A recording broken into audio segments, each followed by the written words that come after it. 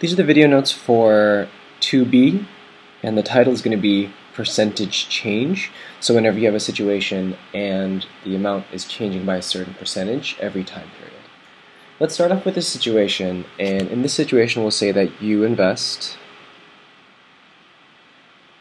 $500 in a savings account.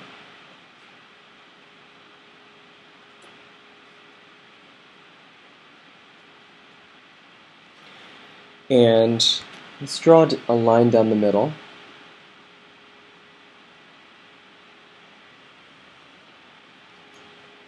And we'll do two variations of this. The first variation will be you earn 4%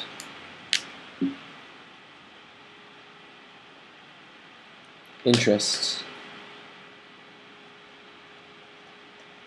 each year. This means that after every year passes, whatever amount that you have in your bank account, you'll earn 4% of that amount on top. So you're gaining money. And in this situation, you can think of it as you're starting with 100%, then whatever you have, you are gaining 4% more. So in total, you will have each year 104% of what you had the year before. Or if you think of this as whole numbers, you're starting off with the whole amount of what you had, one whole, which is 1.0, plus 4% as a decimal is 0.04. So each year, you are multiplying by 1.04 of whatever you had previously in the account. So if you put this in a table,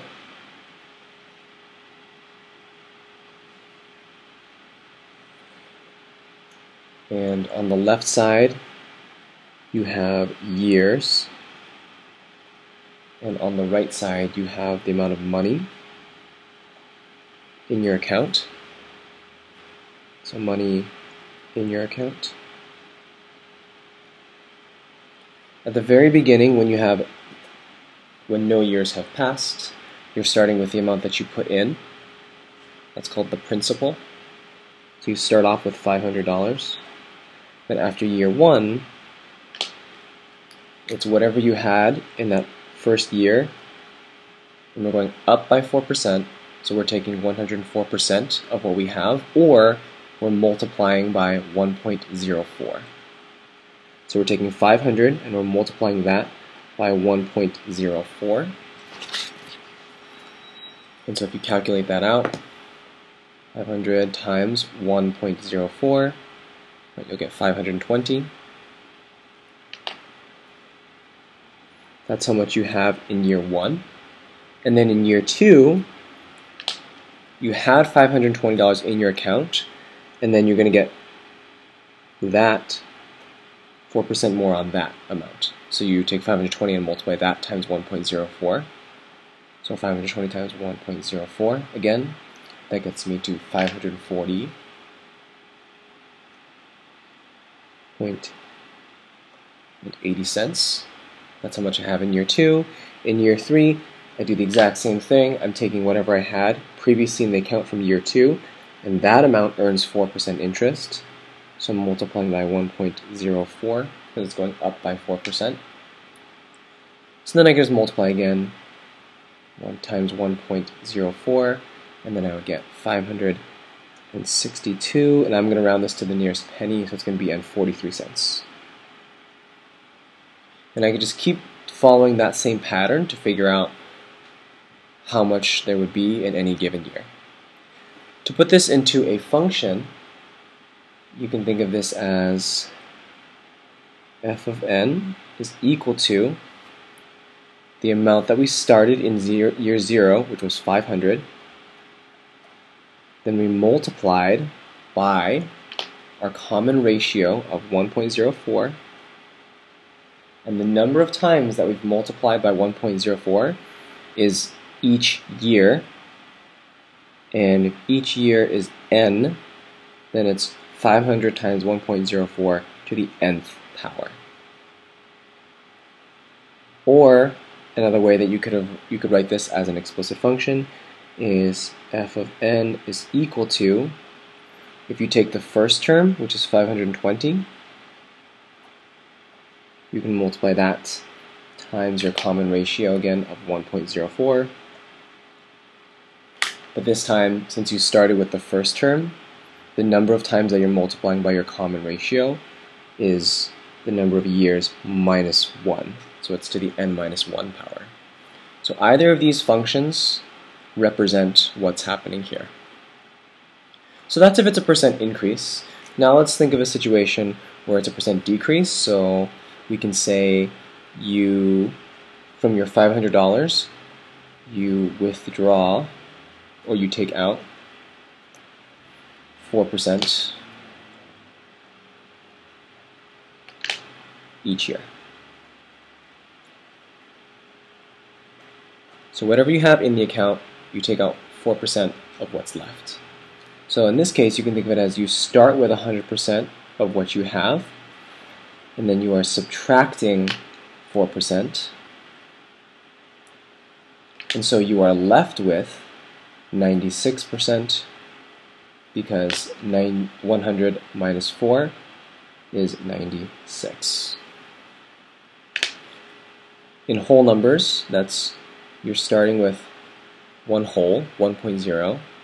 You are subtracting the 4%, which is 0.04, 4 hundredths, and you are left with 0.96 of what you had before. Or 96 hundredths, this is the same thing as 96%. So 0.96 is going to be our common multiplier.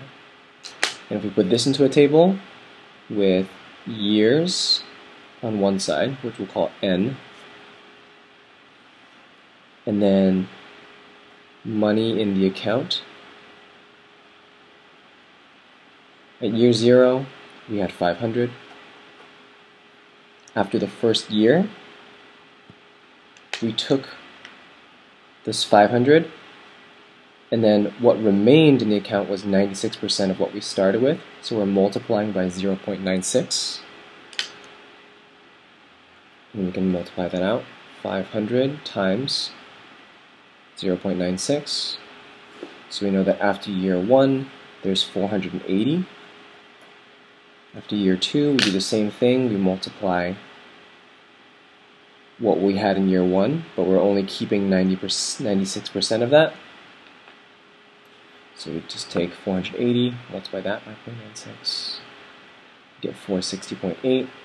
And we can do that again to get the following year, 442.38. So 480, that's going to go down to 460.8, and then in year 3, it goes down to 442.37.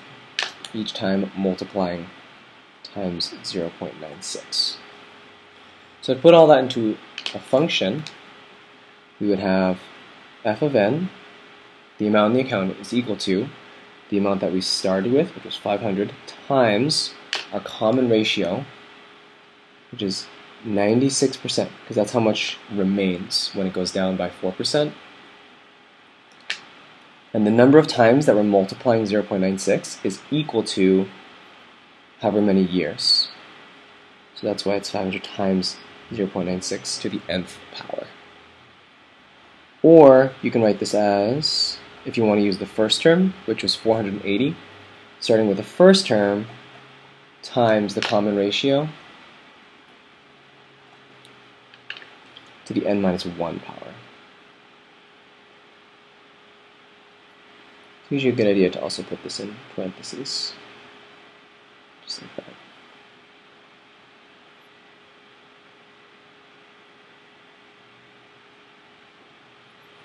And this one, it's n minus 1, because if you're starting with the first term, the number of times that you're multiplying times 0.96 is equal to the years, but minus 1. Right? And there you have percentage change.